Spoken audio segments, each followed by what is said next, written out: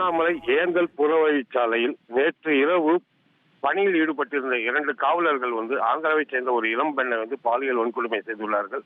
அதாவது நேற்று திருவண்ணாமலைக்கு ஆந்திராவில் இருந்து ஒரு பெண் மற்றும் அவரது சகோதரி ஆகிய இருவரும் சாமி தரிசனத்துக்கு வந்த நிலையில் அவர்கள் அங்கிருந்து ஏந்தல் புறவழிச்சாலையில் செல்லும் போது அங்கு பாதுகாப்பு பணியில் ஈடுபட்டிருந்த சுந்தர் மற்றும் சுரேஷ்ராஜ் ஆகிய 2 காவலர்கள் அந்த இளம்பெண்களை அழைத்து சென்று அருகில் உள்ள ஒரு தோப்பில் வைத்து அந்த ஒரு இளம்பெண்ணை தனது சகோதரியின் கண் முன்னாகவே பாலியல் வன்கொடுமையில் செய்துள்ளார்கள்.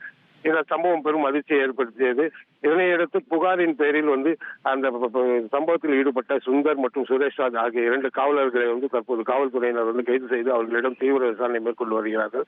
மேலும் பாதிக்கப்பட்ட இளம்பெண் தற்போது திருவண்ணாமலை அரசு மருத்துவமனை மருத்துவக் கல்லூரியில் சிகிச்சைக்காக அனுமதிக்கப்பட்டுள்ளார். அங்கு பலத்த போலீஸ் பாதுகாப்பு போடப்பட்டுள்ளது என்பது குறிப்பிடத்தக்கது. இந்த சம்பவம் மிக பெரும் அதிர்ச்சியை ஏற்படுத்தியுள்ளது.